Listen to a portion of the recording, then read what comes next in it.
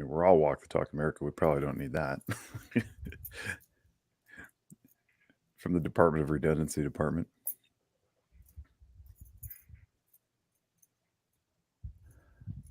Hey, everybody, welcome back to Walk the Talk America's podcast, Guns and Mental Health. We are happy to be streaming live to you this afternoon. It's a Monday. It's thunderstorming here in northern Nevada, and we are joined by Eddie in North Carolina, Mike in Las Vegas, and Yehuda Remer, the Pew Pew Jew from Dallas-ish Metroplex area in Texas. Hello, Yehuda. How are you? Oh, I'm good. It's good to be back. Been a while. It has. It's been like a full 4 years, I think. It's been a Oh, has long it time and a really? Has it lot's been transpired. that long? I believe so. Yeah, you were one of our Wow. firsts way back in 2020. Yeah, Wow. and some stuff has changed since then. I you can say that. You can I did say say that. I've released an almost New York Times bestseller. Almost. What's an You know. almost New York Times Yeah, bestseller? It's like yeah. you're What? right before the cliff. Like, How do you I get just there? that's what I call bullet points. It's my almost New York Times bestseller. It's just another way to troll everybody because it works and it's funny, and I don't care if you're offended. That's really funny. No, yeah. All right, let's start there. Let's start with the publications, and we'll catch up on everything else. So, um, bullet points is a really cool subtitle. What is it? Yeah, it's reasons why America should embrace common sense gun law. And you've got some pretty powerful endorsements on that book too. Oh, I've got a bunch of new ones recently too. I mean, from the original ones, I got Ben Shapiro, I got Mike Mahalski, Sons of Liberty Gunworks. I got Brandon Herrera, Cheryl Todd, Kevin Dixie, Congresswoman Anna Polina, and then recently I just got Texas Gun Rights. I got uh, Eric Pratt from Gun Owners, and then I also got National Association for Gun Rights. All wrote me fantastic reviews for that book. So there's a lot of power behind that book. And that just shows how many people want to embrace common sense gun control policies, right? Yeah, I mean these are all 2A absolutists, right? No compromise organizations. But here I am writing a book, a 220-page book that's pro common sense gun law, and you know, um, it's fantastic. The support's been amazing. I'm having a really tough time keeping a straight face because I know the contents of the book.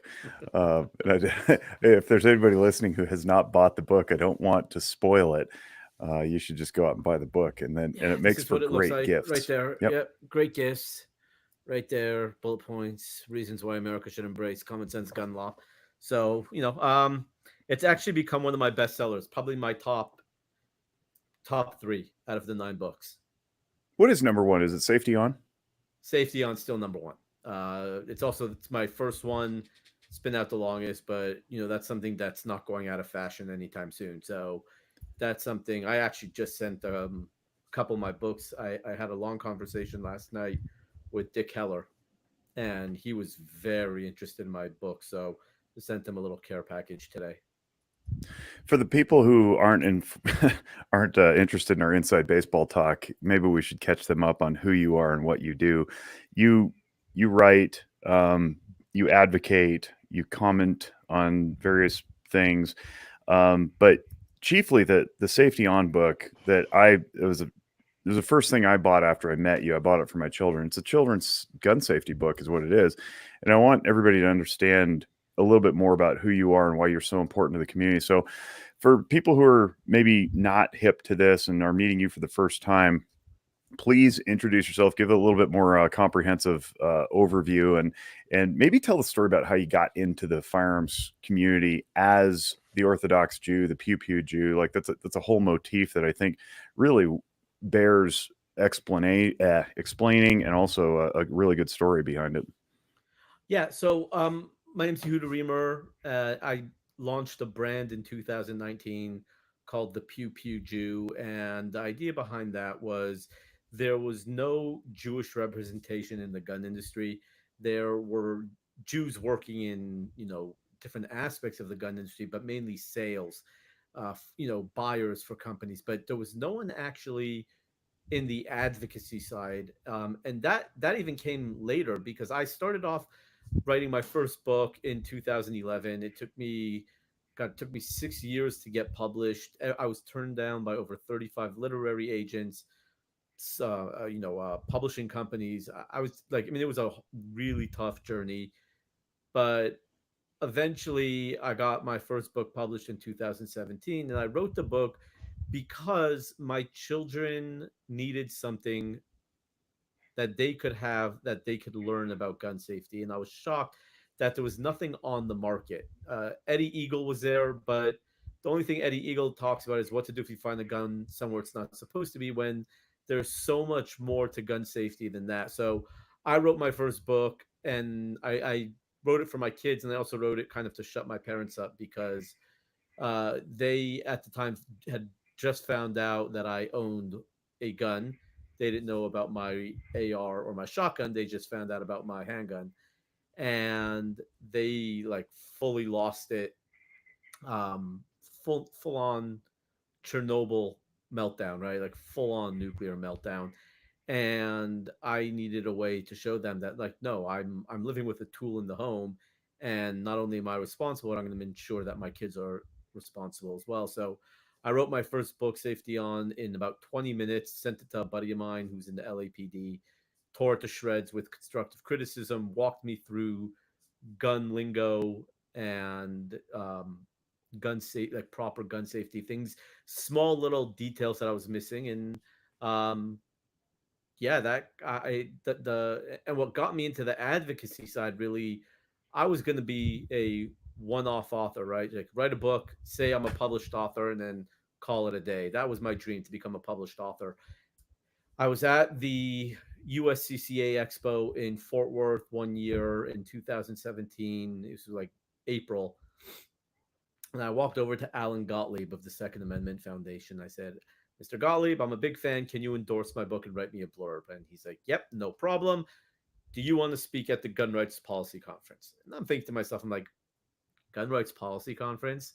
What? There's probably like 30 people that go, right? Like, who knew, right? Like, it's a gun rights conference, right? It's not like a shot show. So I'm like, yeah, like no problem. Yeah, I'll do it. No problem. And after I said yes, I'm like, oh, so how many people usually come to this? He's like, oh, I don't know, 400 or 500. And like, I just white as a ghost because I hate public speaking. I mean, I used to. Now it doesn't bother me, but I hated it. And I walk into my house. My wife's like, are you okay? I'm like, I think I screwed up.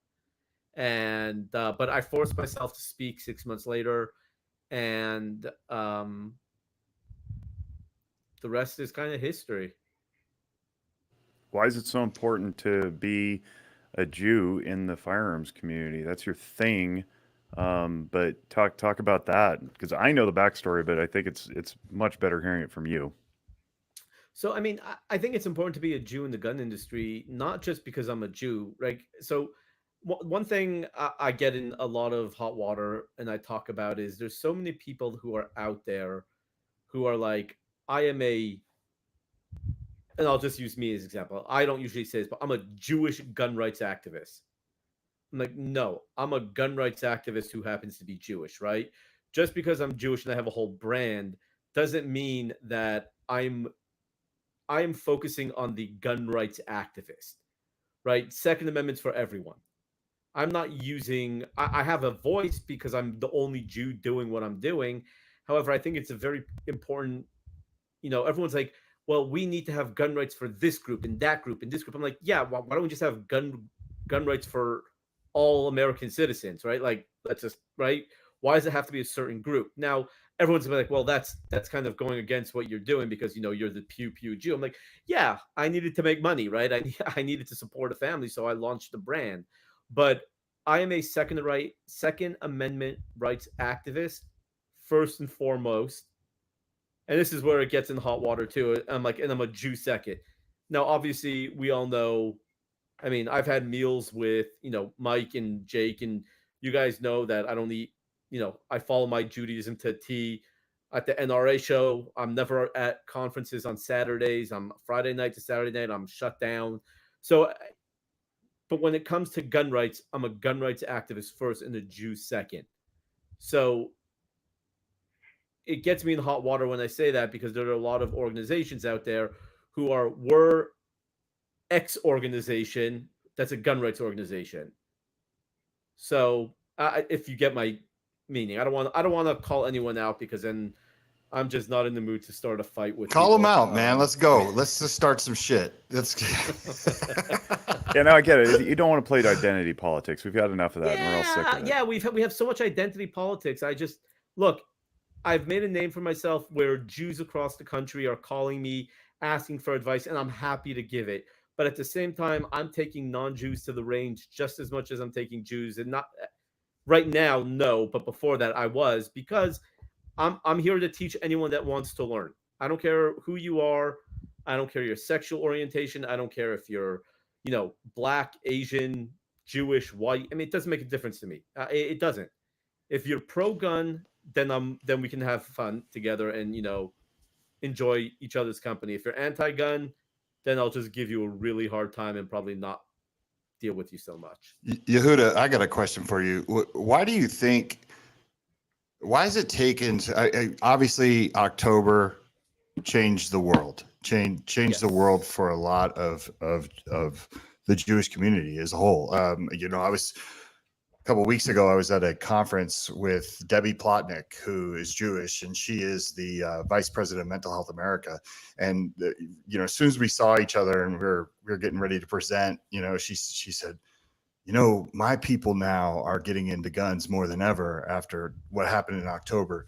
Why do you think, and maybe I'm wrong, but why do you think it took something like that? Like you said, your parents had a meltdown, right? Right. I feel like you've been the one who's always saying, no, we need this. Like, we need the Second Amendment. Second Amendment is so important for our community.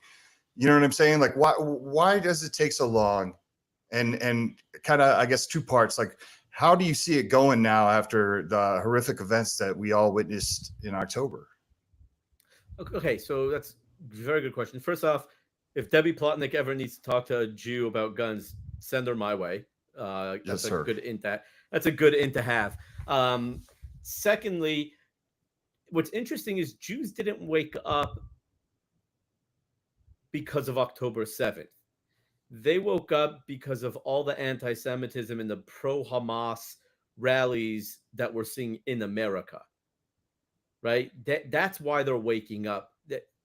We're disconnected from Israel. We love Israel, but we're disconnected from Israel because we live in America. So what happens in Israel doesn't mean we're any less safe. But what makes us less safe in America is all of these pro-Hamas rallies and pro-Palestinian rallies. You have the Democratic Party, who literally are chock full of terrorists like Ilhan Omar and Rashida Tlaib. So that's why Jews in America are terrified and why they're picking up guns. Now, why it took so long? I mean, you guys have known me for 7.5 years. I mean, Mike especially. You've known me from the beginning, really. I've been saying it, calling from the top of my lungs for 7.5 years. Don't wait for it to happen to you. Unfortunately, I think most people wait for it to happen to them until they decide to do something about it. Now, if you want to go back in history, right, you talk about Jews. How come Jews vote Democrat, right? And this ties into why a lot of Jews are anti-gun, right? Why do Jews vote Democrat? Well, my theory is in the 1800s in Eastern Europe, you had a lot of pogroms and you had a lot of anti-Semitism, and Jews realized that if they fought back, they killed one Cossack, the Cossacks would come back and kill 100 Jews, right? So it would be like a 100-fold. So they learned to stay in their little areas, their little ghettos, keep their heads down. If anything happened, it is what it is. Now, fast forward to America in the early 1900s, you have a ton of Jews voting Democrat, voting Republican. It wasn't a Jews voting Democrat thing.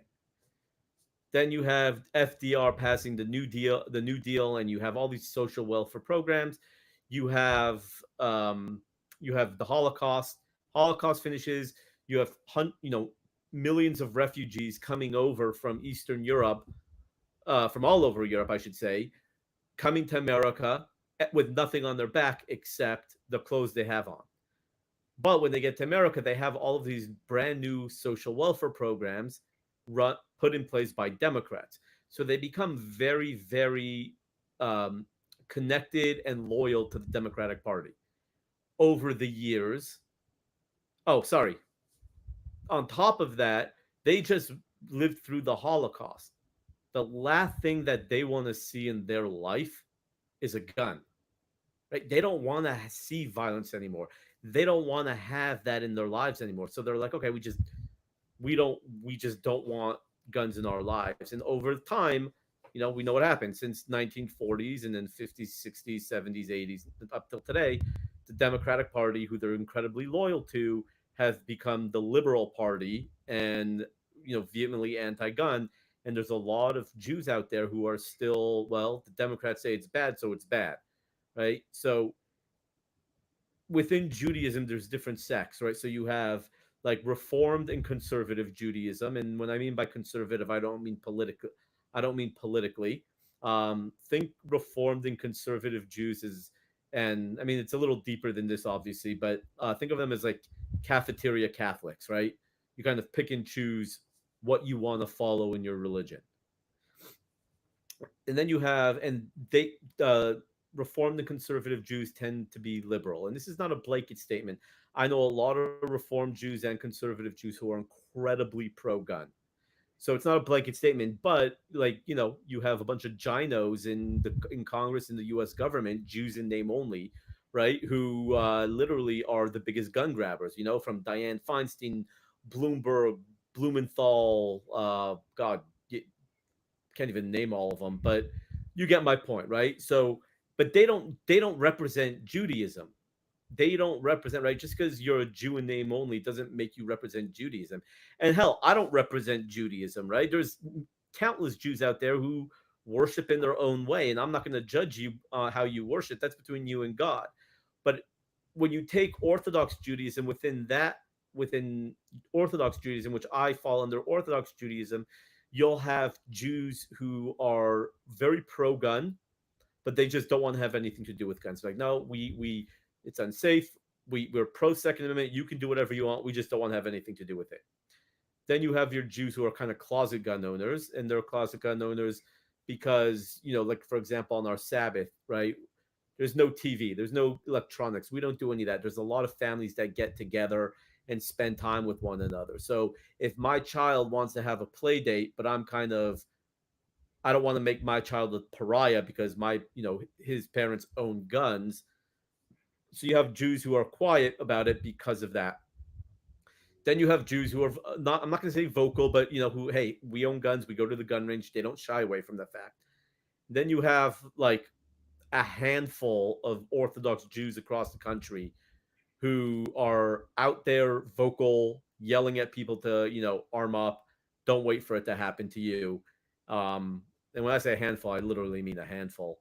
And I fall in that category. So that kind of is I know it wasn't so short, but a much shorter breakdown of Jews and guns and what, to answer your question.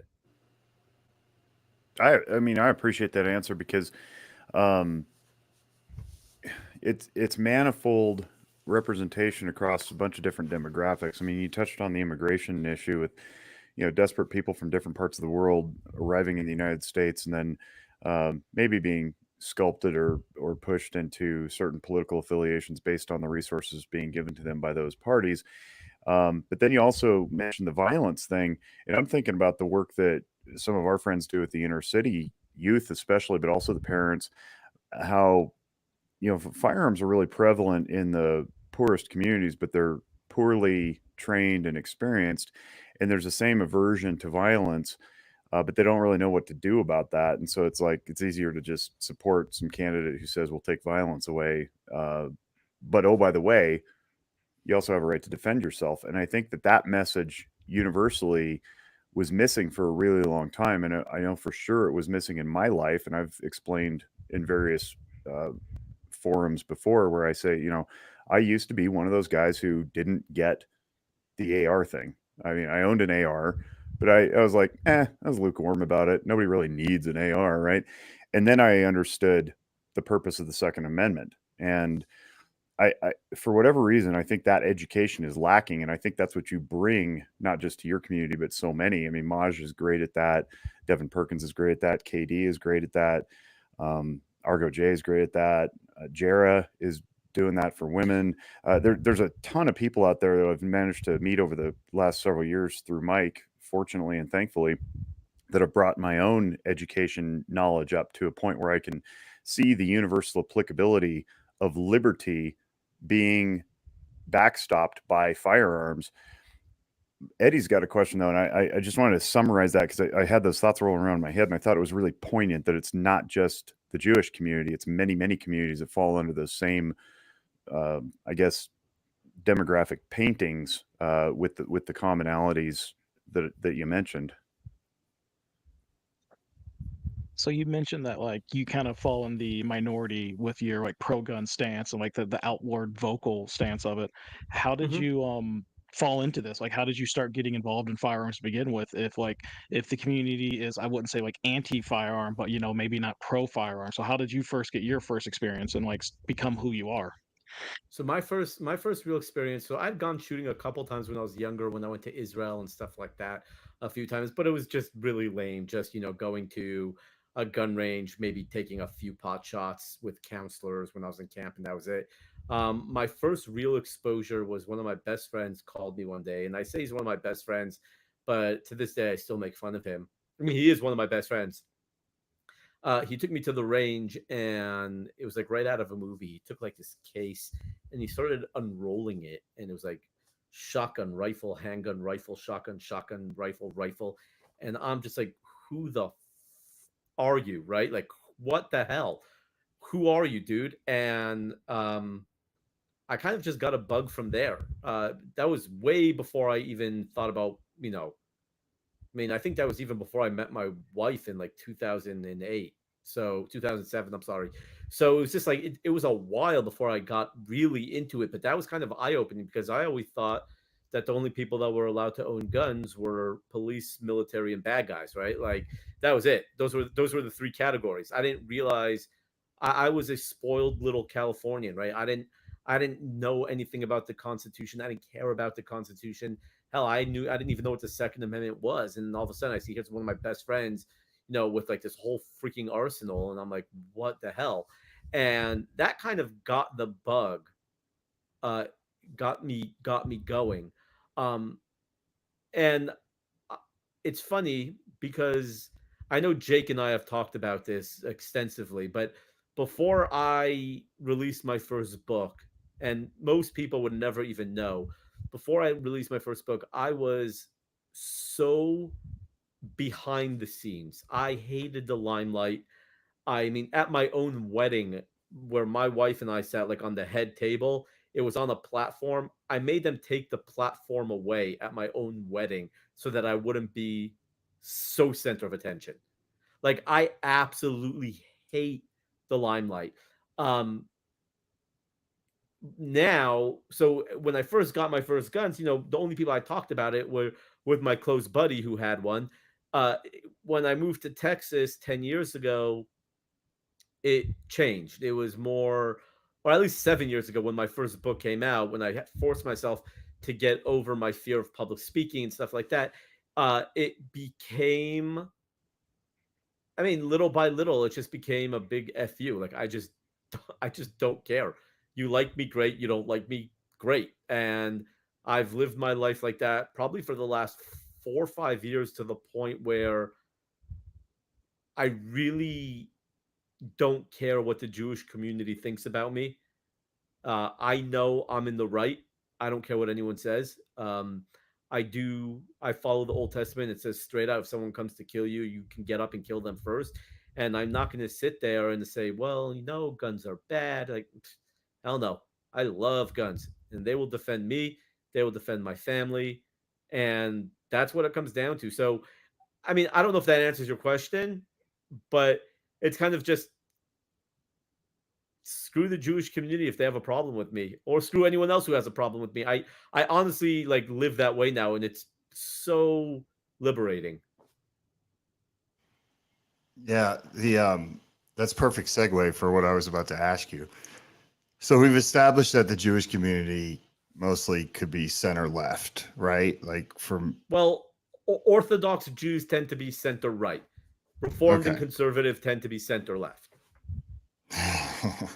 Okay, so how, and I know your sense of humor. Like when I first met you, you're like me, like you're not afraid to make fun of yourself. Like you're a very pleasant person to talk to. Like you really are. I think the first time I met you was at the NRA show, is when you were promoting your book and you came by my booth because Talking Lead, one of our friends in the industry, has a podcast. Marty. Yeah, and you Marty, yeah, Marty. That was the first time like I had actually met you, but I think the first time I saw you speak was at the Gun Rights Policy Conference, and that's when we got to hang out and spend a significant amount of time. Yes. But during your speech, the way that you were very self-deprecating, like you know, like, so I get it. Your site, and you just said, or your page, you know, you just said, hey, look, I don't care what people think, but at the same time, are you getting a lot of, let's just say like Democrats or liberals that come into your world, and I know you don't care if it turns them off on your view, but sort of on your Instagram, you're up there poking fun at liberals for the things that they do, right? Does it ever affect, does it ever, like, you know what I'm saying? Does somebody ever say like, hey man, like, you know, you ever run into that? Like they're trying to learn from you, and you'd be the guy I would go to if you know, if I'm trying to identify with somebody that's like me. If I was Jewish, right, I'd be like, I'm going to the Pew Pew Jew. Like there's no doubt about it, right? But maybe all these other boxes I check, and you're conservative. Like, does it ever interfere with what you do? It hasn't really. I mean, I'm sure I've pissed enough people off, but I have a feeling that anyone who truly wants to learn, they're going to get over it. And honestly, I know this is going to sound horrible because I know we all believe the Second Amendment's for everyone. If you are someone that can't take a joke and you are so serious, then go somewhere else and find training. I'm happy to train you, but understand what you're getting, right? There's in my wife, one of my wife's God, I'm sorry, guys. A teacher in the school that my wife teaches at. She friended me on Facebook. Super Orthodox woman. And I didn't accept her friendship. And I saw her. I dropped something off by my wife, and I saw her, and I said, look, here's the deal. I don't know where your politics stand. I'm happy to accept your friendship, and you can follow what I do. But be warned, follow me at your own risk. Right? That's what it comes down to. I know that the Second Amendment's for everyone, but at the same time, I think I'm at a point in my life where I'm not going to restrict my feelings and who I am because I might offend or turn someone else off. I think the days of that are over, and I think that if you're not pro-gun yet, and I guess maybe not, but what I was gonna say, if you're not pro-gun yet, then it's not really gonna happen, right? Like, I don't know. I'm not gonna keep walking on eggshells to make sure that on the possibility I might get someone who tends to be more liberal Jewish wanting me to educate them, that I might offend them because of things I did. I'm like, okay, well, that's fine. You get offended. I'm sorry. It's a joke. You know, people with ARs don't get in cattle cars. You know how many people that pissed off? And that still pisses people off daily. But it's just one of the things, like, I'm done walking on eggshells. I remember years ago when I was getting the Pew Pew Jew up and running and I was adding my books to my website, I called a very close mutual friend of ours, someone who I trust with my life. And I asked her, I said, hey, what about putting this book on my website? Right? 10 Little Liberals, right? One of my favorite books I've ever written, 10 Little Liberals. I asked her, what about putting that on my website? And she said straight out, don't do it. Don't do it because someone's going to come to your website and, you know, might get turned off because it's not a gun related book. She said if it was gun related, do it. But it's not gun related, don't put it on your books so people can buy signed copies. And I'm like, okay, you know what? That's valid advice. It's on my website now, and I do not care if people get offended. It's come to the point where we just saw a former president of the United States almost get assassinated a week ago. I'm done playing, Mr. Nice Guy and stuff like that. I'm going to call out liberals. I'm going to call out liberal Jews who want to take our gun rights away. And if someone has a problem with that, that's okay with me. You can feel free to go find some other person to train you. I'm okay with that. But I can't keep. You got to make a stand at some point, right? You got to make a stand. And if me turning away left leaning Jews is something that happens, so be it. I'm glad you put that out there. I have a hesitation of my own about using labels, particularly labels with nomenclature attached and definitions that can change. And I know there's been a lot of liberals who have said the left left me. And Colin Wright is probably the most famous because he created that little cartoon where the timeline stretches and he's standing there and the most left people left him basically in what is now the center. And I've rubbed elbows with enough people now to realize that the word liberal is not adequate to describe the people who are anti-freedom. Right. And I also appreciate that what you're saying is you don't really care about the sensitivities of those who don't take the time to understand the messaging behind some of the talking points. And I am curious why people with ARs don't get in cattle cards as offensive to people, because I mean, I understand it, but then I read history. So, I mean, maybe it's too close to home. I have no idea. But in my own therapy community, and Eddie could probably attest to this too, is like, we're still tactful and we're still diplomatic. You have the benefit of not having a licensing board to oversee you. And we have to be somewhat careful about how we frame things so that we don't turn people off. But by the same token, I'm also done chasing every demographic under the sun. I can't be all things to all people. And I'm going to stand on, say, firearms rights. It's a fundamental human right to defend yourself. It happens to be enshrined in our Constitution so as not to be violated. But there's people who just don't want to take the effort to, or make the effort to understand that perspective. And for me, that's wild. And there's a whole movement now within the clinical community, nationally and internationally even, that's trying to restore the fundamental practice principles to our profession so that we're not chasing people away who are in the broad swath of the distribution curve of all humans walking the planet who want care, but are afraid that we're going to politically activate them or something. So I really appreciate that you're taking a stand there, and it resonates with me. We don't need to be all things to all people. If the marketplace desires a product or a service, then the marketplace will support it. And if not, then that product or service is going to go away, including a therapist who's overly committed to one particular bent or another. But explain the ARs and cattle cars thing, because I fail to see how that could be so offensive. It's just one of those things that Jews are way, and this is all Jews, are just way too sensitive. What I will say, and this gets me in. You mean comparison to the Holocaust is sensitive? Yeah, and this will God, this gets me into so much trouble every time I say it. It's time to move on from the Holocaust, right? Not forget what happened, move on. It happened, it was 80 years ago. We get it, we learn from history, move on. That's it. Simple. Right? Stop holding on to the past and making yourself out to be a victim. Right? I think that's why people get offended, right? Because I have things like people with ARs don't get in cattle cars. Then I have this, right? AR macht frei, right? ARs will set you free. You know how much this pissed people off? Oh God, I almost got disowned for that one, right? So it's just one of those things that move on. It's time to move on. The Holocaust happened. We know what an atrocity it was.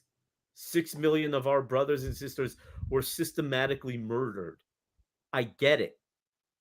But I'm not going to let that define who I am today. My actions of people with ARs don't get in cattle cars are going to define who I am. To the point where my wife and I were talking a few months back, and we had this conversation of, it kind of came up. What do you want written on your tombstone? We've all had that question asked us, have heard that question. And I told my wife, what I don't want is I don't want it to say beloved father, beloved husband. She goes, why? And I said, because the only persons in this world that need to know that I was a loving father and a loving husband are you and the kids. I do not care what anyone else thinks about me or how I treated you guys. As long as you guys know I was always there for you, I always had your back. I tried to do what I can to make you guys happy. That's all that matters. I said, what I want written on my tombstone is arm the Jewish people. That's what I want to be remembered by. That I actually made a difference in the world, not just made a difference to my family. My family knows I'm trying to make a difference in their lives daily. But I want to be remembered as the guy who armed the Jewish people, who made sure that the Jews had a fighting chance in this world we live in. And my wife was like, well, that was deep. And kind of, she's like totally not expecting that. But that's my thing, is I just don't, people are just way too sensitive nowadays, right? It's like you said, Mike, right? That I'm so self-deprecating. Yeah, I'm self-deprecating because I laugh at myself. I don't take myself seriously. I don't. I know, Jake, you've seen my Hitler meme that I sent you, right? Mike, I don't know if I ever sent it to you. I literally have a Hitler meme that I use to shut down any anti-Semites. If someone is throwing all these anti-Semitic comments at me, it's a picture of Hitler saluting, and it said, I've had it up to here with your insensitive jokes. Right? Right? Like, right? That's going to piss off a lot of Jews, me posting that. However, how do you come back from that? Right? It shuts down any anti-Semitic arguments that you have. So I think, like a lot of people out there, Jews will always find something to be complaining about, sensitive about. That's you're making money, you're doing stuff off the backs of the 6 million Jews who died. I'm like, no, I'm not. No, I'm not. All right, they died 80 years ago. I'm over it. I'm not going to forget it, and that's why I'm trying to educate people. I might be making money on education, and it might not be the type of education you like, but it's something that I like, and it's something that lots of other people like. That's one of the things that's changed in the last several years, is that you regularly used to remind people, and you still do, that your grandfather died in the Holocaust, and many of your family members did, but you have the numbers of his arm like prominently featured in several posts, as well as some, I think he said he was, one of his tasks was pulling gold teeth from dead people. Dead bodies. Yep. Yeah, something like that. And it's like, in my mind, I keep seeing the never again, right? And what you're doing is manifesting never again by arming people to defend themselves no matter what tyranny comes down the line. And that to me sounds like it's a more respectful way to honor what happened in the Holocaust than to keep wringing hands and clutching pearls over it. Am I off on that? No, that's 100% what I'm doing. Is the best way I can honor my grandfather, the other 60 relatives that I lost, is to ensure that their descendants have a fighting chance, right? I don't think that they would want me to sit around and sit there and say, you know what, I'm going to give my AR-15 in because, gosh darn it, kids are dying in schools. Yeah, it's a rough and harsh critique, but I'm not doing it. They would kick me in the ass if they knew I was going to do something like that, because they witnessed the horrors of the Holocaust. So yeah, I'm going to keep on doing it, and if it pisses off people along the way, that's on you, not me. I want to go back to October for a second, because I remember when it happened, and of course I thought about you and how you were feeling, and then I remember we talked, and it was probably like 7 days after or something like that, and I remember you were like, I haven't had a moment to come up for air, right? Yeah. Like, you were that busy.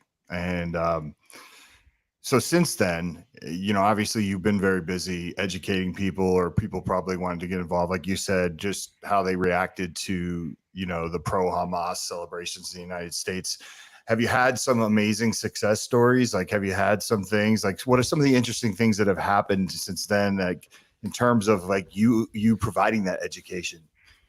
Yeah, so a couple of my like really favorite things is there are a bunch of couples in the community who I took shooting together, husband and wife who I see at the gun range every time I'm there now, and I'm there often, um, and they're always there training, and I mean, it makes me so happy to see that they didn't buy a gun, take one training course, and think that they're the next John Wick.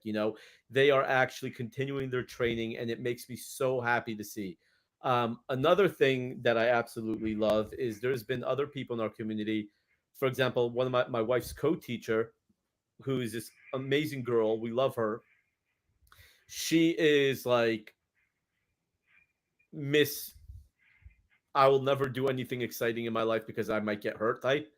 And like she called me, she's like, take me shooting. And I took her shooting, and she panicked a little at the beginning, but she ended up having a great time. She wants to go again. She just mentally needs to prepare herself to go again.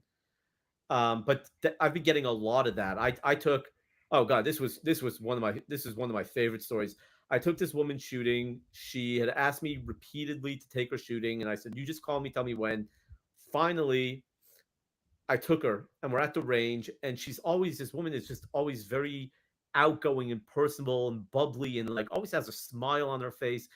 And we get to the range, and I notice when we get to the range, she's kind of like, her eyes are darting around. She's on her head is on a crazy swivel, and I'm like, hey, are you okay? She goes, I am absolutely terrified right now. I said, okay. I said, that's very normal.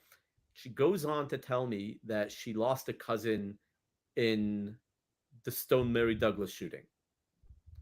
And she was vehemently against guns for a long time, but she's incredibly pro Israel, and she sees what's happening, and what's happening in America woke her up. So she's like, I want to do it, but I'm just so scared. So I said, we're going to walk you through step by step. You have nothing to worry about.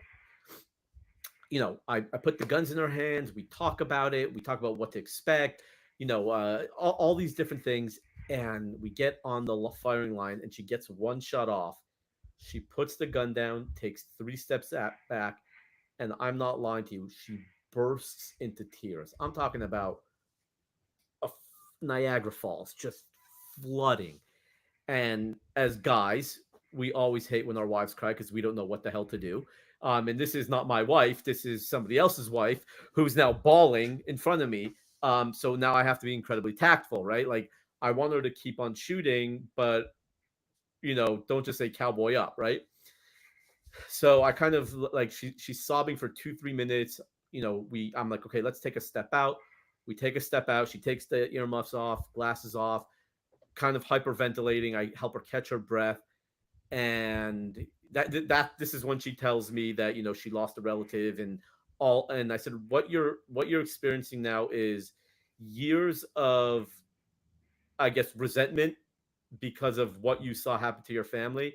But on top of that, it's a gun, right? It's terrifying. That emotional buildup before you've shot your first shot before is crazy. So that release when you shoot that first round could be incredibly I guess stress relieving, and just I don't even know the right word. You guys are all smarter than I am, right? Like it just lets out all that pressure. So she calms down, and I said, okay, what are we doing? She goes, I don't know. I said, okay, I do know. Come with me.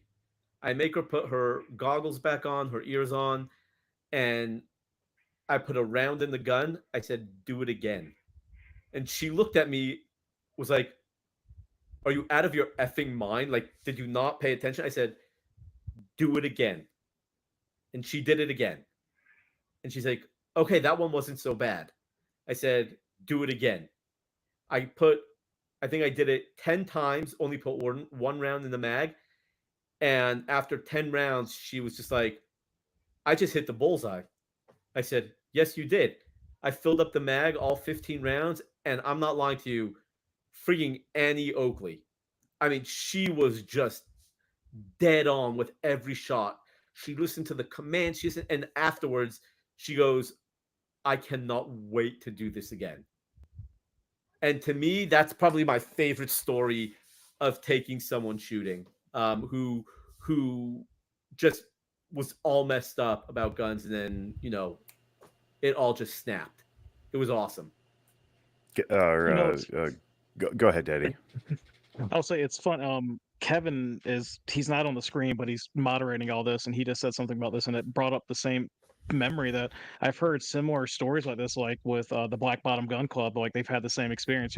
Someone who's never shot a gun before, their first time going through, just bawling and just this like emotional experience, and like it's kind of telling in a sense that when people get this chance to do these things, that like this is like an emotional outpouring because it's like they don't know what to feel. It's cool to hear these stories. I don't really know. I don't have a point to make. It's just saying it's just cool to hear these stories. The word Yeah, for that, but by the way, is cathartic. So if you have a cathartic. catharsis, it's a release of emotional energy, and the antithesis to a catharsis is a cathexis. It's stuck emotional energy that builds up over time. We call it bottling up, stuffing down, whatever. The result is the same. When you release it, you get an emotional release. It's called a catharsis. That's exactly what it was. But I will tell you, actually, just one more quick story. Another one of my favorite taking someone to the gun range was we were by my friend's house. It was on our Sabbath. We were having lunch there, and another couple who was there had their 13-year-old niece with them. And I ended up on the couch talking to their niece, the 13-year-old girl who was so freaking smart and so politically savvy. It was one of the best conversations I've had in years. This girl was hilarious and just super fun. And she found out that what I do for a living in my whole brand. And she said, "Can you take me shooting?" I said, "You are a 13-year-old girl. If you can get your parents to approve, I will gladly take you shooting." I took this girl shooting. Her uncle came, one of my close friend came. So it was the three of us. This girl's first time shooting, she went from a 22 to a suppressed 9mm to a full auto Uzi. And this girl had the best time of her life. She could not, she's like, "I'm moving to Texas when I'm 18 just so I can go shooting every day." It was this cute little 13-year-old girl. I'm like, "You're awesome." I'm like, "Look, I've got a 13-year-old son. If you want to marry him, absolutely. I'll buy you all the guns you want." That's awesome. If anybody's interested and you haven't seen it, we have a documentary done by a gal named Connie Ray. She's a local here in the Northern Nevada community, and she has a similar story. I'm not going to spoil it, but the documentary is available on our website, or if you go to her YouTube channel called The Next Stage, you can type in "Walk the Talk America Next Stage" and it'll pop up on YouTube. You can watch Connie's walkthrough. It's about 30 minutes long. It's really, really worth it, I think. Did you just say that you go shooting on your Sabbath? Is No, no, that's no, allowed? no. She asked me on the Sabbath if we Oh, can go gotcha. shooting. Yeah, we were Gotcha. having Yeah. lunch, and yeah.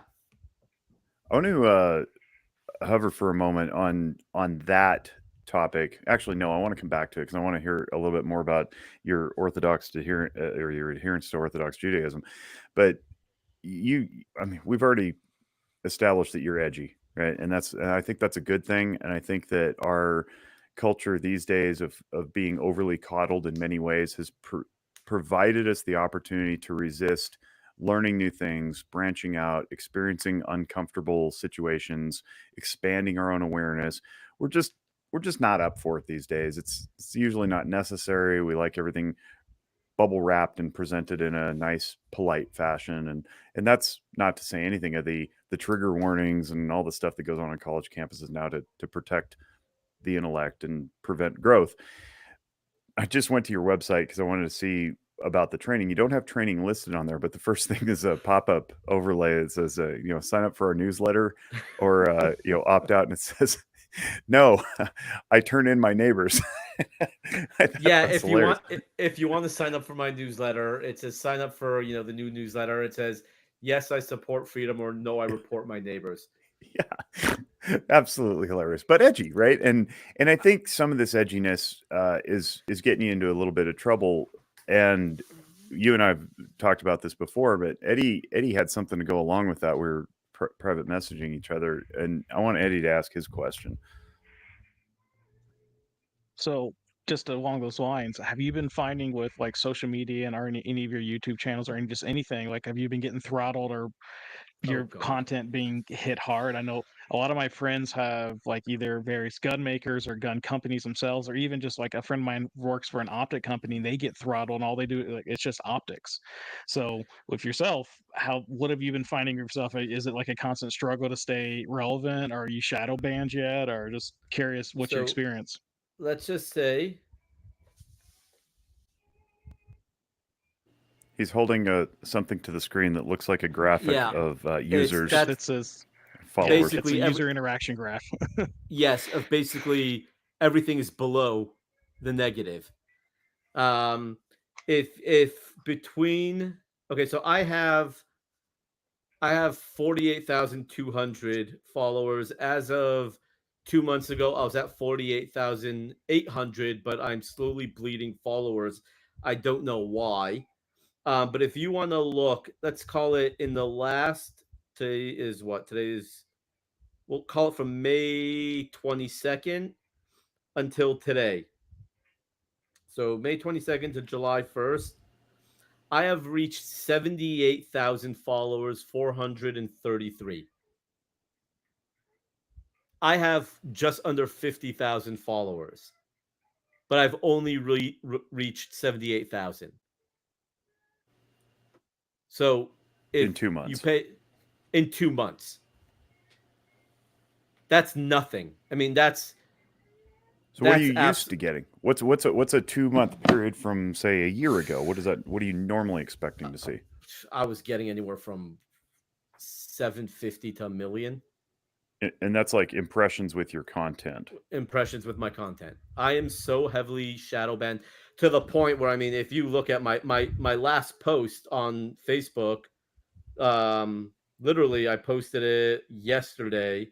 Now it got 1,400 followers, 1,400 likes, but it says social media has killed my main source of revenue. I'm looking for extra work, preferably in the gun world. Let me know if you hear something. Like, I'm actually looking for other work now because I'm not getting rid of the Pew Pew Jew brand. However, um, in the last 6 months, I probably made about $4,000, not even in 6 months. I can't make money anymore because any post that I post, it's take it down or get kicked off for good. So I Are posted other that, and say that again. are other people experiencing this?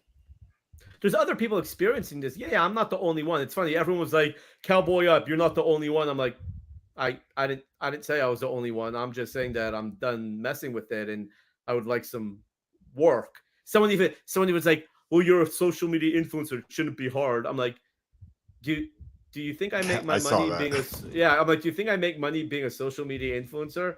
Like, I wish I were that big. I might have some influence, but hell, I have all my money locked up in my website. People can buy my books, buy my t-shirts. That's where my money is. And if I can't advertise, then guess what? I can't make money. So luckily, I've had some really amazing job opportunities come my way already in the last 24 hours. Some of them are outside of the firearms industry, but political related. Some of them, one of them, I have a meeting later this week, which is actually pretty cool. It actually is social media influencing. There's a company that does credit card processing that is like devoted strictly to two-way people. So if you're a brand or a company that you're worried about credit cards screwing you over, this company is not that company. So they want me to actually become like a spokesperson for them, and they'll pay me to become a spokesperson. So actual social media influencing. So I'm stoked about that because that'll be fun to do. But no, I'm definitely heavily shadow banned. I'm definitely it's not easy.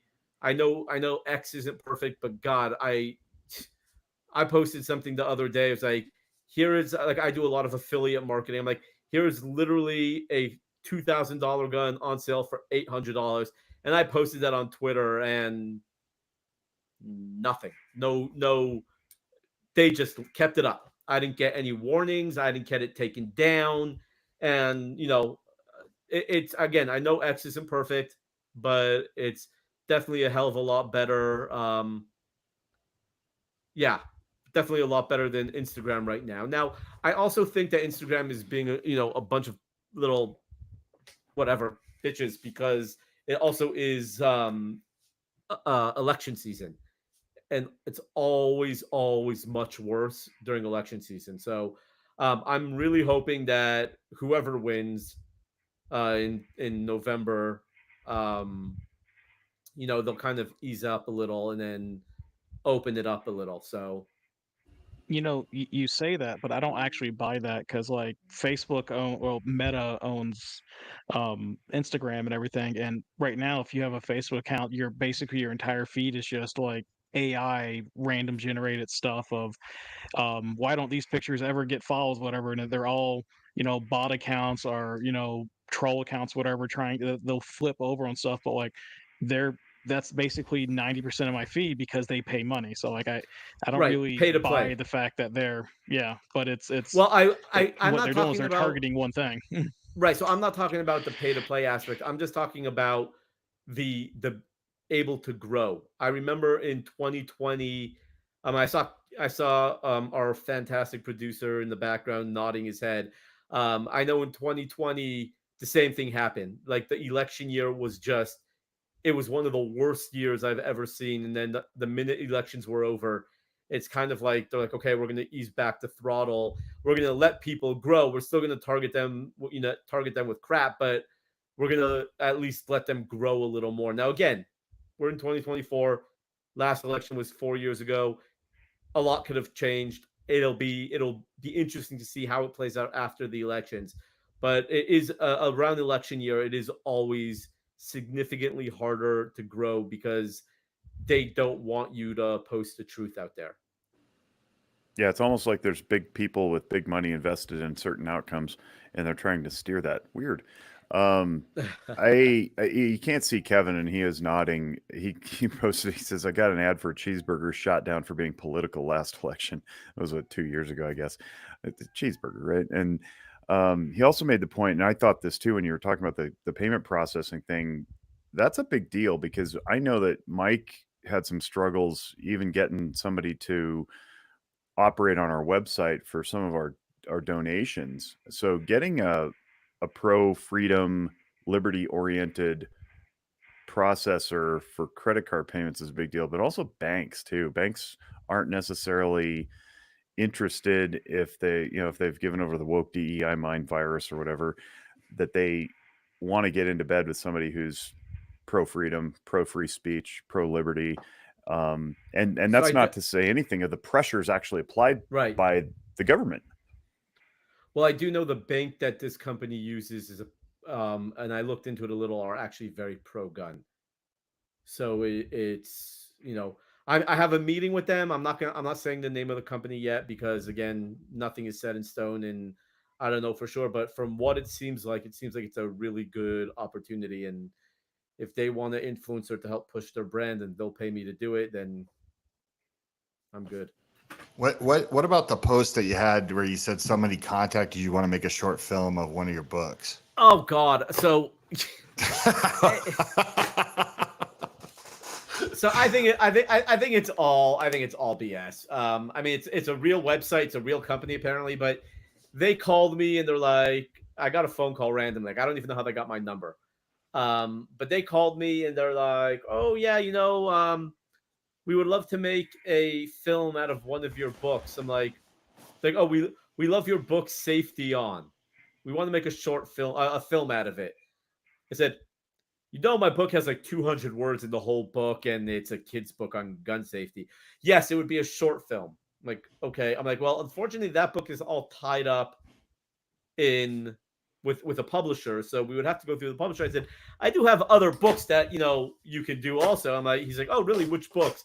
I'm like, it's called 27 Words. The God, what's the subtitle of my own book? A Children's Guide to the Second Amendment. And he's like, oh, we can do that one. And I'm like, okay, well, go look at the link. Send me the paperwork, and I'll look into it.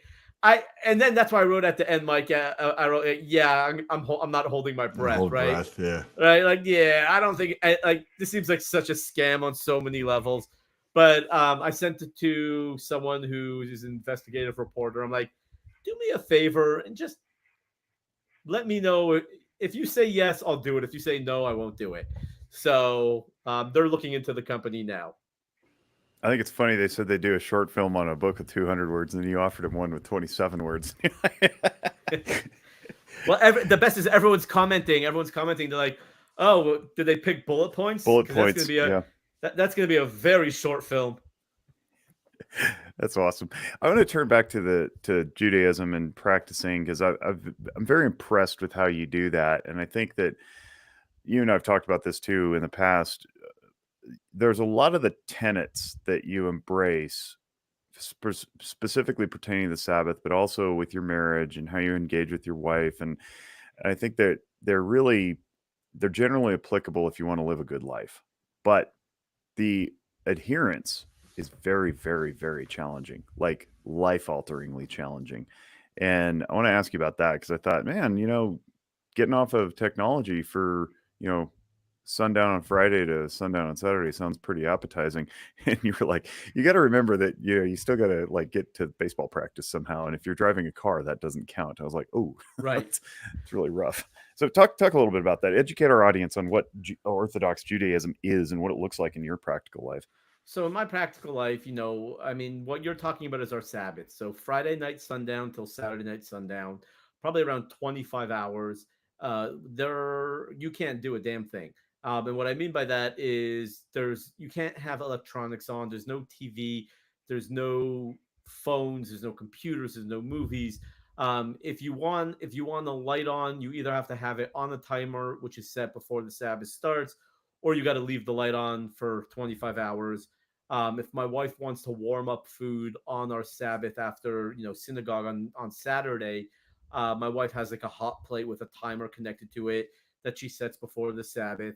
But it's nice. I look forward to Friday nights because Friday nights, uh, my 3-year-old goes totally ape shit. Just, I mean, he like the adrenaline pumping, like he just becomes like a supersonic ball of energy.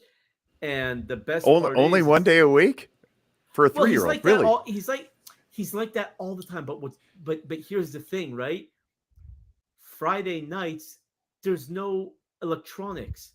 He's 3 years old and he knows he can't watch any of his iPad. He can't, we don't even own a TV, but we can't turn on a computer. We can't watch anything. We can't put music on. So he just gets this ball of energy because he has no other place. He can't calm himself down, so he's got to wear himself out.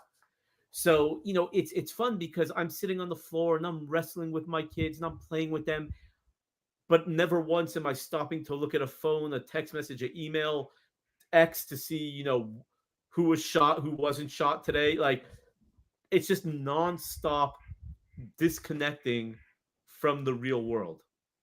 And there's something so mentally healthy about it, that I mean, it's amazing. I think there's a lesson in there that we could probably put these safeguards in place for ourselves without going, full blown gas heating of the. Can you use gas? Use gas to heat food, or is it like I a mean, work thing? You don't work, you don't work. right? So preparing food would be considered work. It's less about the fire than it is the activity. That's why you can't flip off a light. Well, the idea of fire also, you can't start a fire, so that's considered. A lot of the laws on our Sabbath is based on the different tasks that they had in the Temple Mount, 3,000 years ago. A lot of that kind of stuff kind of translates over. So like on Saturday they stopped working in the Temple Mount for a day to rest. So that's why we kind of do it. So a lot of the things they did we're not allowed to do. So obviously they didn't have light switches, but it's the idea of lighting a fire and stuff like that. But it's great because like we this past Saturday we ended up having like 10 couples come over with all their kids, and my house was a disaster. But like everyone was just playing, having a good time. There was just conversations going. There was no phones ringing, no TVs blaring. It was just like you're just having a conversation with people, and it's fantastic. On the same line, because you mentioned it before about self-defense, and this is a guns and mental health podcast. Explain is it the sixth commandment says thou shalt not murder, and that's been construed to mean thou shalt not kill, and there's certain Yes. overly rigid interpretations of like, well, everyone should be vegans and vegetarians because the taking of a life is prohibited by God, and those are overly rigid interpretations. I think are uneducated.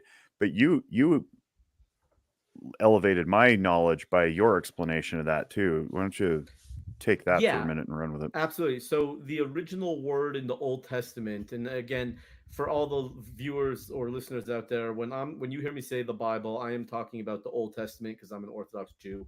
We don't adhere to any laws or commandments from the New Testament. So not a knock on you guys, it's just a religion. When we follow the Bible in the Old Testament, the word that in the Ten Commandments is lo tirtzach, and the word lo means no, and tirtzach translates to murder.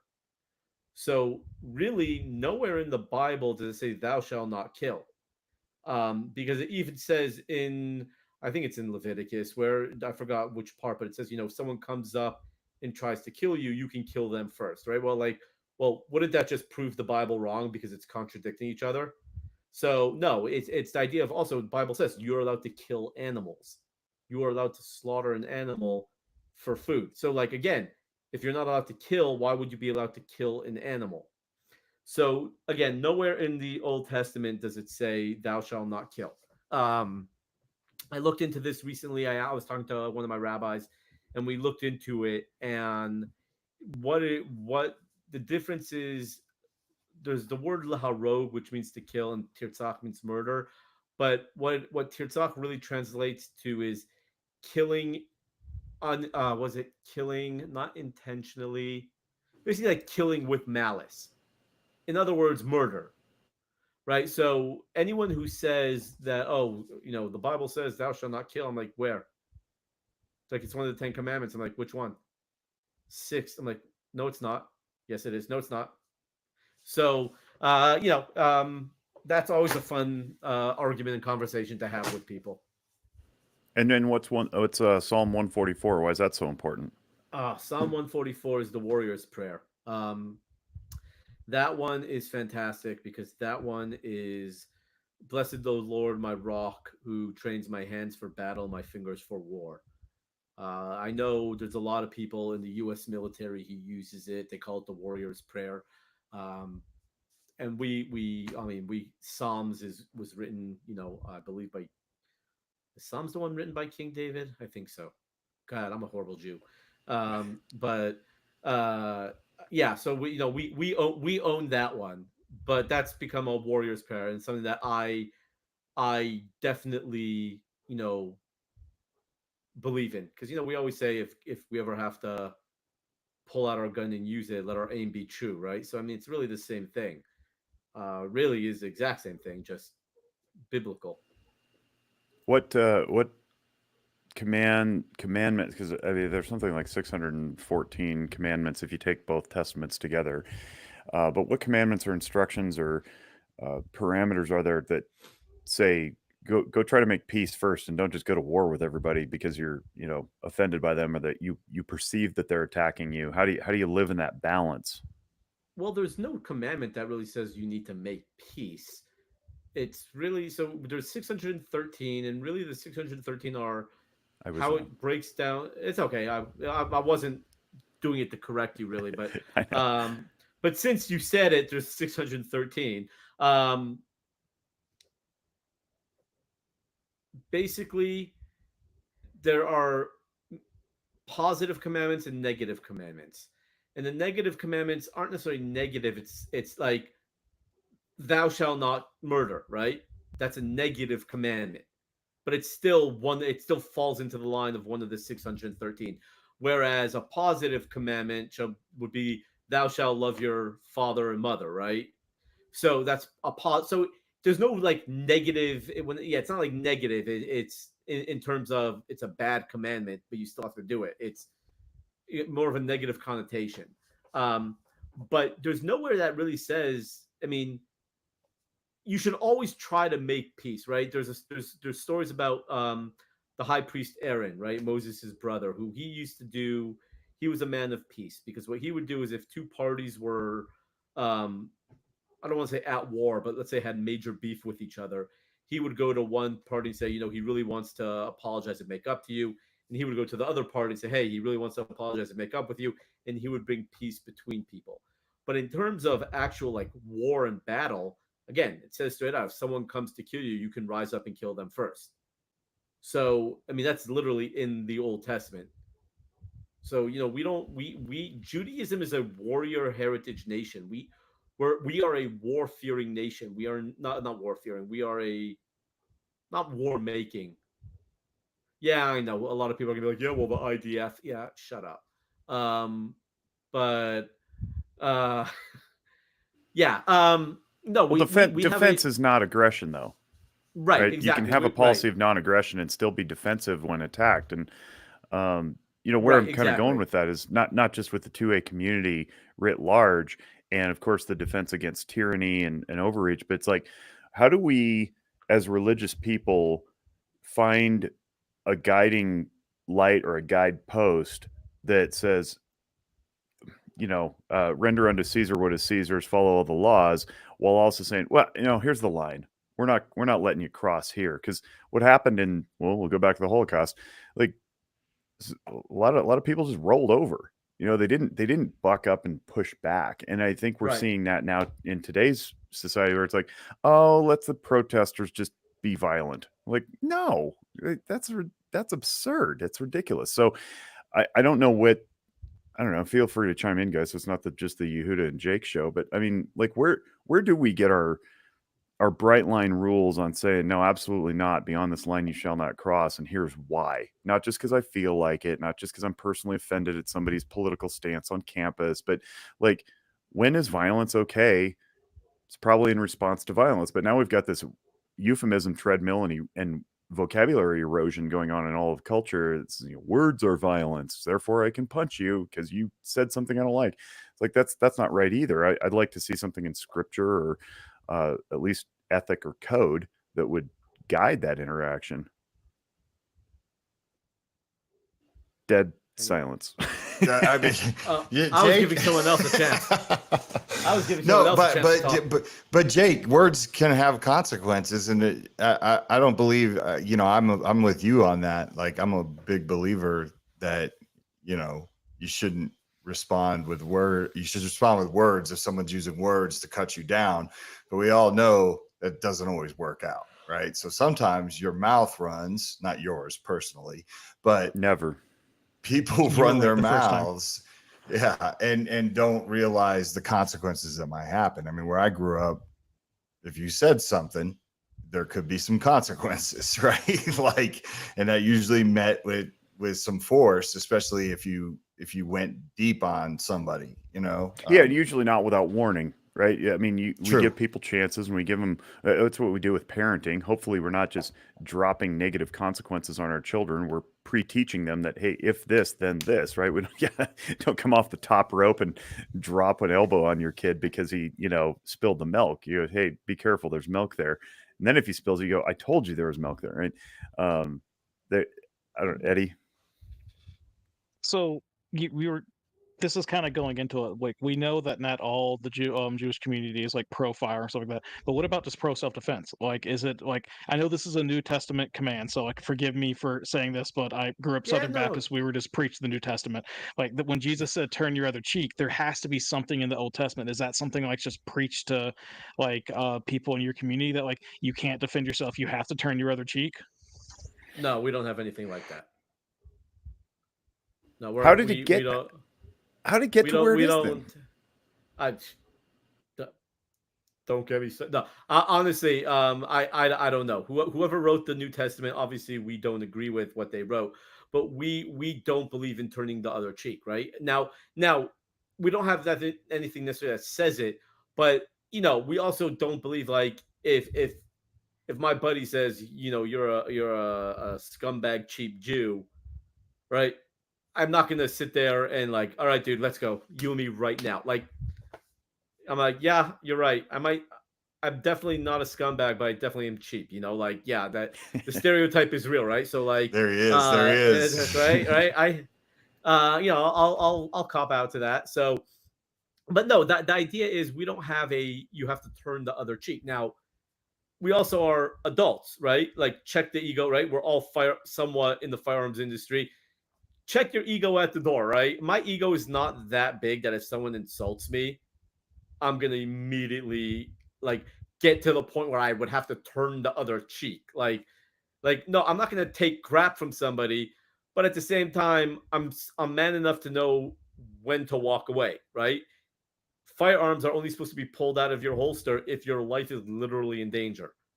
I get people calling me names all the time. Hell, I had people in my own community call me every name under the book because I was a crazy gun nut. You got called a If I Nazi online. I saw it. Oh, numerous times. That's my favorite. You're such a right-wing Nazi. I've had it up to here with your insensitive jokes. No, so it's just one of those things that, I'm not going to turn the other cheek. I mean, I'm always going to turn the other cheek unless, God forbid, something can very badly happen, I tell my wife this all the time. She's like, so and so said this about this person. I'm like, who cares? She's like, well, it affects us. I'm like, how does it affect us? Does it affect us or does it just piss you off? She goes, it just pisses me off. I'm like, okay, get over it. And she's like, I hate when you do this. I'm like, yeah, but get over it. Who cares? I'm like, it's not affecting you. And even if it does affect you a little, I said, is it worth getting all worked up? And she's like, no, but still. I'm like, but still what? Like, I'm so easygoing unless you will actually hurt my business or hurt my persons, then I just don't care. I just don't care. Like, you're not going to get under my skin. There was a guy in my community, a Jewish guy who's also a firearms instructor, who was telling people not to use me because I am not certified. I'm not a certified instructor. Like, I don't have NRA credentials or USCCA credentials. And he was telling people not to use me. And my wife got pissed off. Like, I don't care. I don't care. He wants to say stuff like that. That's great. If people want to come and use me, they know where they can find me. I just don't care. It's not hurting the bottom line. It's not hurting my person. It's not holding me back. There are so many other things in this world that I worry about. What someone says about me is not something I worry about. The only people in this world that I have to ensure that they're happy with me, again, are my wife and kids. That's it. Everyone else, don't care. I honestly don't care. Jake, I love you. Mike, I love you. Eddie, I just met you, but I love you too, brother. But I'm saying, Jake, you and I, Mike, you and I, we go back a while, 7 years almost, you and me, Mike. Would I do anything to piss you off intentionally? No. But if you have a problem with me, I would expect you either to confront me. But I don't think you and I have some serious history, Mike, because we both know something that happened in our little group but talk it out. And if there's something that you would disagree with me about, I know you're not going to hate me. I know it's not going to affect me, and I'm not. And you're like, okay, he has a difference of opinion. Who cares? That's what makes the world go round, is that people have differences of opinion. And that's the way I live my life. And I'll tell you something. Living your life this way makes me not have to drink as much. It's fantastic. I don't know what that means, but I would love to drink more. Speaking of drinking, now you're producer Kevin, an elite guru of marketing things.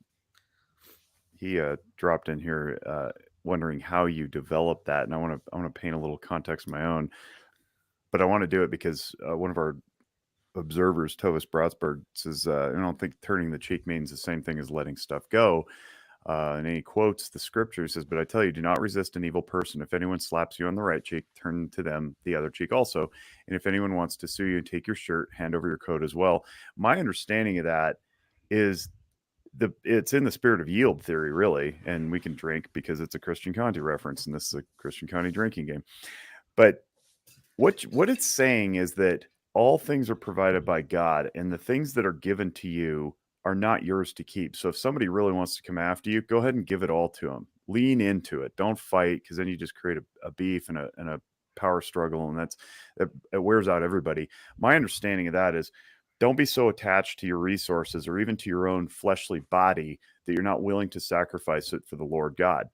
Okay, that's my take. We can debate it if we want, but it's to frame this, which is to say that in my experience, my personal experience, it took me years to get to the point where I am, where you are now, Yehuda, which is I don't really care what people outside my tribe say, but it also took me years to develop the emotional understanding that the shame and guilt mechanism in our brains is designed to respond to our tribes, because we don't want to get kicked out of our tribes, because we want to um, survive. We need our tribes to survive. But what's happened in recent years is that it looks to the brain like everybody with a nasty comment is in your tribe, and you must appease them all lest you get booted from the tribe. And that's not true. Our tribes are not supposed to be thousands or hundreds, even definitely not millions. It's more like dozens. And so whether that's family, inner circle of friends, whatever it is, we want to honor those people who give us constructive criticism and feedback.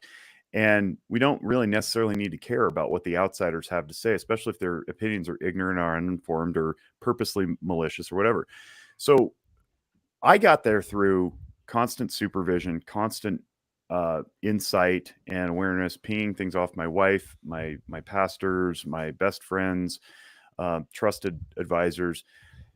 How did you get there? Because certainly in the beginning, it couldn't have been easy, and that's Kevin's point. Is like, how it could not have been easy seeing all the nastiness and vitriol. How did you get there, or was it, did it predate your So presence in the world okay, so online? I grew up in a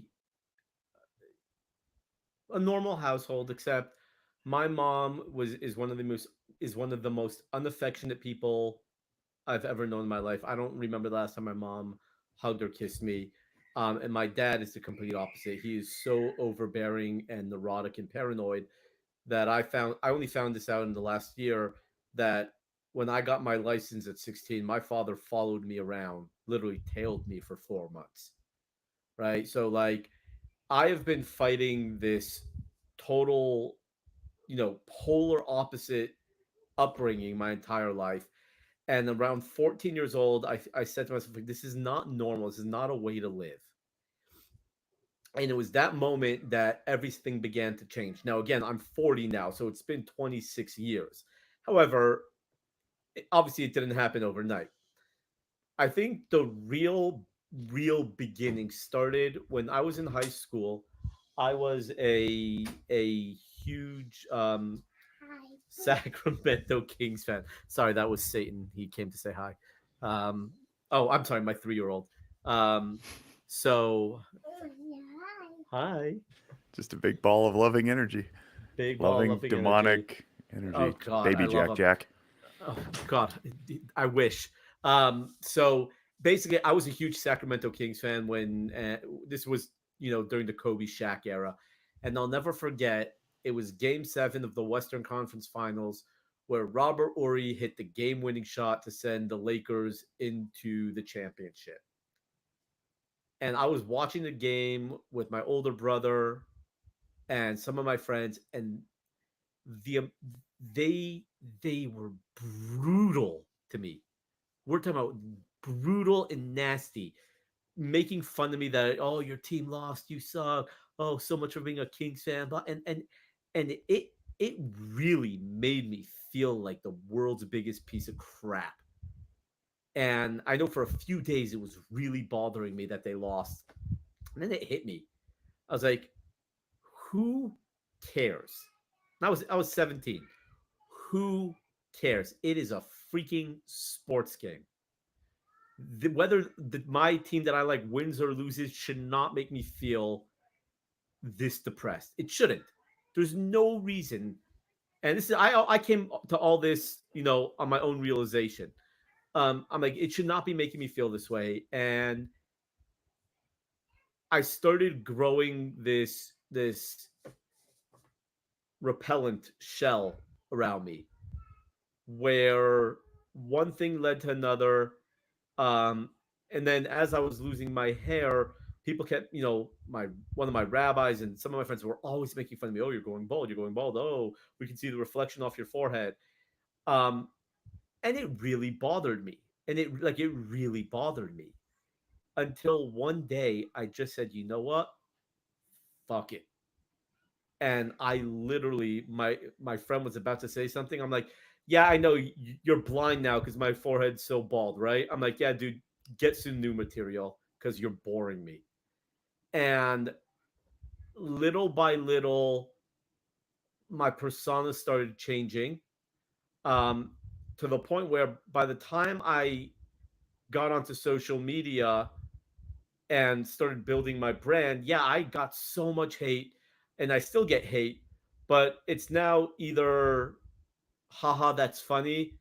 Um, One of them, and I'll tell you a great example. I posted a meme of Robert Duvall from oh god, I love the smell of napalm in the morning.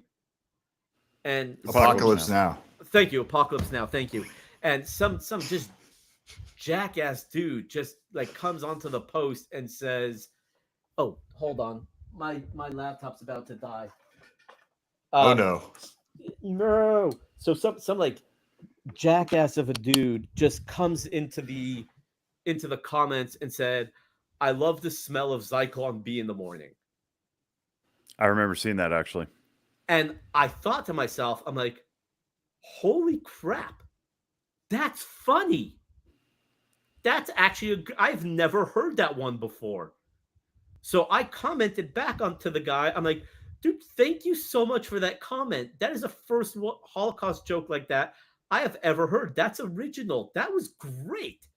And the guy disappeared. I mean, he deleted his comment, and Of course. right, he deleted his comment because he's like I thought I was messed up. This Jew's more effed up than I thought, right? And it was fantastic because since then it's just become the more criticism I got from the outside world telling me how bad of a person I am, the more I realized I don't need that kind of negativity in my life. And probably about 4 years ago, it just came to the realization, screw everybody else. I know who I am. I know the type of person I am. And the people that I care about, the people who know me, who I can call friends, know who I am too. They know what they're getting with me.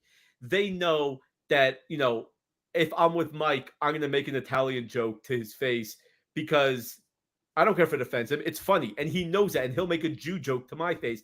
And I realized, I'm like, how amazing is it to be able to be around people and you can poke fun and make fun of them and they'll do the same thing to you, and then you're going to go have a beer. Why? Because you're not doing it out of a malicious intent. It's so freeing to be able to just, hey, I have a really funny line and I'm going to say it, and I know I'm going to say it to Mike, and I know he's not going to get offended because he's going to think it's funny, but then be prepared. Don't get offended if he throws a Jew joke at you, right? Like there was a whole thought process that went through my mind, and now it's just one of those things that I'm incredibly self-deprecating. I am who I am, and it's just, if you like me, fantastic. If you don't like me, I already have my tribe, as you said, Jake. I have my core group of friends. I don't need more. I am very happy with what I have in my life. Now, if more friends come to be part of my group who have the same like-minded, humor and self-deprecation and ability to poke fun at each other, but still willing to go to the ends of the world and fight to the death alongside me, then hey, I'll grow my circle. But it's just, yeah, I just don't I mean, I just don't care anymore. You've developed your own character, and I think that's really inspiring. You've become B Rabbit from 8 Mile. Yeah, it's an 8 Mile reference. Look at that. Give them everything so that they don't have anything on you. But the only person who can truly do that is the person who knows himself or herself so well that they can just offer it, right? And that takes a lot of self-examination and courage. And I appreciate you sharing that. Yeah, no, of course. Like I said, it's just one of the things that I know who I am. I know I'm not a bad guy, and I know, like, there's this one friend of mine who works at this office, and he introduced me to this black guy. And this black guy's great. He's such guy is awesome. And my We're buddy getting had so canceled this podcast. I could feel it coming. no, so We've mocked the Holocaust. Now we're getting into race jokes. No, so it was funny because my friend told this guy, he's like, look, this guy explaining, I'm the friend that everyone has to explain to new people about, right? He's like, if you have a sense of humor and you let things roll off your back, you will absolutely love this guy. If you get offended easily, you're gonna hate him. The guy's like, no, I don't get offended easily. So me and this black guy, we just absolutely clicked. Like we just hit it off. And he's not in the gun industry. And I was at a gun show, and someone had these beautiful leather wallets, and one of the wallets was this beautiful like Winn-Dixie wallet. So like I took a picture of the wallet and I sent it to this guy. I'm like, hey, I'm thinking of you. And he just like, he's like, dude, I'm laughing so hard right now, but that was so inappropriate. But I'm laughing hard. And I'm like, right? Like those are the people I want to be around. I want to be around the people that can take a joke, that knows that, hell, I would go to battle for this guy also. And when you surround yourself with those type of people, oh man, there's nothing like it. It's such a sense of liberation and being so free to be yourself. And I love it. And It's for the just too people that bad you're maybe, not like, getting give you into that heaven. What? the people that may be getting that confused is he's not saying that like it's okay to shit on people and like, you know, just be this racist anti-Semitic asshole. He's saying though that like if you like, you can have a sense of humor, you can have people around you, you can make this, you know, these off-color jokes, you know, but like it's with people that are like that it is the like it's God will say it's like me making the Jew joke towards him, you know, like but we're Yeah. bros, we're having fun back and forth. That's Dude, what he's saying. It's that release of just having fun, not just being edgy to be edgy. Yeah, exactly. You know, that's why like I love when all these comedians get up there and they do these stand-ups and they make fun of Jews. I'm like, that's freaking funny. Like I just don't care. Like he's making fun of everybody. Is he anti-Semitic? Well, he might be, but he's apparently anti-everybody, right? That's why I still think South Park is one of those brilliant shows. I don't know if you watched the Ozempic episode. Yeah. But yeah, I saw I that. mean, that was pure brilliance. Like brilliant. It just I don't know. I just don't care what people think about me. Like I said, the only people I have to worry about are my wife and kids. That's it. No one else. Everyone else comes a very distant second. So I know we're kind of up against it with time, but I want to share a story, and this person's going to kill me for it. But this is a story of love. Like this is a really, really cool story. My friend Armando Garcia on Instagram, he's TicTac702, right? And one day he calls me and he's like, "Hey man, I gotta. You still talk to the Pew Pew Jew, right?" And I'm like, "Yeah." And he said, "I got to come over and give you something to send to him. I don't want to bother him." And he certainly did not want any credit for doing this for you. And Armando's the type of guy, like I tell people all the time, like I'm like, he will do anything for his friends or people that he respects. Like if I said to my Armando, "I need you to pick up my daughter today and drive her to Philly to get her a cheesesteak, like, and protect her." He's that guy. He'll do it. Like yeah. he's that guy that I trust, right? Like just, and so he comes over to my house and I hope you queued it up, but he gives me one of the dopest gifts I've ever seen. And he goes, "Send this to him." I said, "Do you know him?" He's like, "Oh, just from Instagram, right?" It's literally a ninja star. Yeah, If you you see how just I'm showing it holding on it- screen. It's great. What is Yeah, that, aluminum? Stainless I don't. steel? It looks like stainless steel, but it's literally a Pew Pew Jew ninja star. That looks like the Star of David. Like I'm holding it like this because the edges are super sharp. So yeah, That's God, I knew exactly where it was. I had it right there. I couldn't when he came over, it was such an odd moment, and he's like that because he did not tell me he was going to do that. He did not like prep me for that. I didn't even know that he followed you. I know he's a big gun guy, so I assume like it's all overlap, right? But I thought that was the funniest thing because I'm like, dude, this is amazing. Like what? So I love it. No, it's awesome. It was awesome. But everybody loves you, man. Trust me. The only people that count love you. I appreciate that.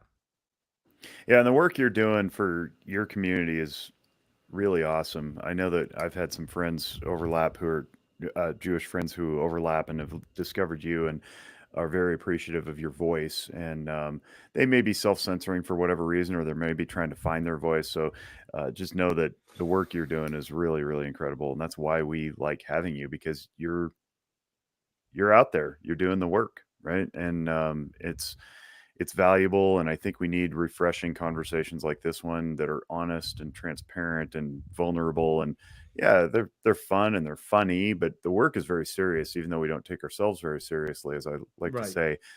And people are benefiting from it, and I'm super glad that I have you in my life, and I'm glad we became friends. So Yeah, thank you. Well, if anyone is going to be at any of your listeners are going to be at Goals at the Gun Owners of America conference next month, definitely look me up. I'll be there. awesome. I don't remember what your answer was the first time you came around, so Mike's going to ask his question again, and we're going to see what you say, and then Kevin will probably pull those and compare them. Uh-oh. Yehuda, how do you tend to your mental health these days? Oof. A lot of drinking. No. Cheers. There's that humor. Honestly, these days, I think it really comes down to. I know this is going to sound so bad, and I have how many therapists here? 2 therapists here. I think I just suppress it as far down as possible and just cowboy up. And hey, you know what? Life sucks so many times. Bidenomics makes everything harder. The world is not a kind place, but I surround myself with good people. If I need to talk, there's always people out there who will listen, but more often than not, you just cowboy up and push on. Luckily I have a loving wife who supports the hell out of me. And I have kids who hate me right now because they're at that teenage stage, but that comes with the territory. But no, in reality, I think I just a lot of times will just bottle it all up, stuff it down as far as possible, and it's definitely not easy, but yeah, I think that's mainly what I do these days. That's that Jewish resolve we all want to see. Yeah, that's Yeah, exactly. the most saddest answer we've ever had on this podcast, bro. I'm just slowly dying on the inside from the deepest depths. I live in I live in hope and die in despair. Like this is the realizing the world is a terrible place. This is the problem, right?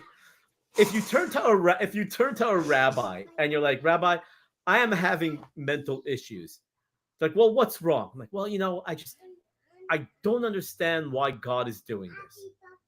They're going to tell you this one line, Gam Zu Latova. It basically translates from Hebrew to English to everything's for the best. Well, when you're told constantly your entire life that, hey, everything's for the best, God has a plan. Well, how do you combat God's plan, right? Yeah, no, I know better. Right, exactly. You can't combat God's plan. So what do? Right? Again, this is coming from an Orthodox Jew. What do? I can talk to Eddie. I can talk to Jake. I can talk to Mike. Kevin, I'll talk to you too. I'll talk to any of you guys. And some of the issues I have is, well, why is this happening to me? Well, that's a more of a theological question versus a real mental issue, if you will. Right. But when you can't combat God's plan, the only thing to do is bottle it up, cowboy up, and just wait for your turn. Just keep on doing what you're doing until something good happens to you. Like, and that's what I mean, right? It's not necessarily like I think you guys both know I'm pretty mentally healthy to the most part, right? Like we've talked numerous times, and got Jake and Mike. How many times have I called you guys with so many different questions about so many different things, getting your advice, right? Like someone I who's can not pull up your mentally tab if you want me to give an accurate answer. Exactly. No, but like, how many times have I called you? If someone who's not mentally healthy won't call friends to ask for advice or help, Right. but most of my mental, breakdowns these days come from like, well, I'm 40 years old. I've got 4 kids, and social media is killing my business so bad that I now have to start and find something new. Well, And that you're bald. sucks. And I'm bald, right? And I'm short and I have a big Jewish nose. And I wish I was a doctor, a banker, or a lawyer, but I didn't get those genes either, right? And now you bring out the Jewish guilt and the arguing with me, right? You have all of that, and it's just one of those things that, like, what are you supposed to do, right? There's nothing to do but bottle it up, right? When you go approach a rabbi and all this, it's like, well, God has a plan. Everything's for the best. Just keep praying that good things will happen. I'm like, that's bullshit. Like, I don't want to. I know I want an answer. I want an answer, but those are the answers you get. So instead of me going and getting pissed off at all the rabbis, I'm like, okay, you know what? Life sucks. I get it. It sucks for a lot of people in this world nowadays. I'm gonna bottle up all my anger and all my, my depression that I'm getting from, feeling like I'm a total loser because I can't make a living at 40 years old. And you know what? I'm going to keep on doing what I'm doing. I'm going to keep trucking away, and eventually it'll happen. And when it happens, I'm not going to have these issues anymore. So I think that's really, I mean, I get it's the most depressing answer you've ever heard, but I think coming from the religious side versus, like I said, I have a very healthy relationship with my wife. We've been together for 17 years. I'm still madly in love with her. I love my kids. I love my friends in the gun industry. But the things that are missing are more of a theological beef that I have. And like, again, there's no coming back from that, right? That's just between you and God, and you got to figure that out.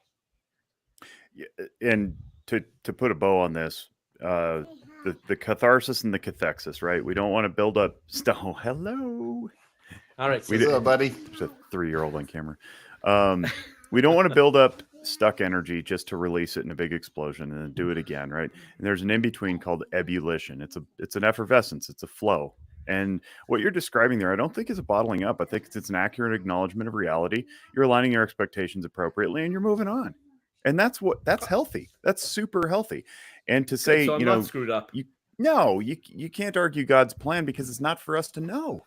Our feeble human brains want to know because we're arrogant and, boxed in by our feeble little brains. But that's what faith is. It's a belief in something unseen that is ultimately it's for the good. And if you rest in that, you're going to have peace. So I think we should wrap up because this has been really good, and we're pushing in almost 2 hours now, and it just flew by. But my family is waiting at home, and I'm sure everybody else and is it's also. dark here. It's dark. It's dark where you are. Don't be afraid of the dark, Eddie. Come on. But I'm alone. No, that's not true. You got a cat nibbling at your toes and dogs screaming. So, thank you. Well, Yehuda, that's appreciate good. it. I guess that's good to know that I'm actually normal and that I'm just, I'm healthy.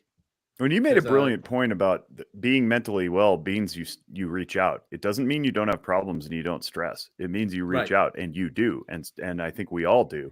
It's the ones who don't that we really should be concerned about, who have the patina of tranquility, but below the surface, they're turbulent. Those are the ones we worry about. So the authentic ones, I'm not worried turbulent. About I'm turbulent like hell under the surface.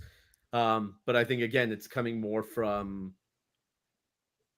waiting for my turn from God, if you will, right? And again, you can't bottle that up. I mean, you just gotta suppress that until because you can't fight God. No, and your reward may not be in this lifetime, and nobody wants to hear that. But Yep, pretty much. So, well, I appreciate you. I appreciate your work. Keep on making Earth better. And for everybody who wants to reach you, where do they reach you?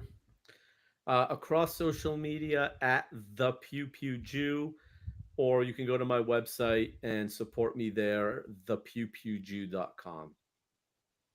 Boom. Thank you for your time. Thank you for everything. Thank you, Eddie and Mike and Kevin, as always.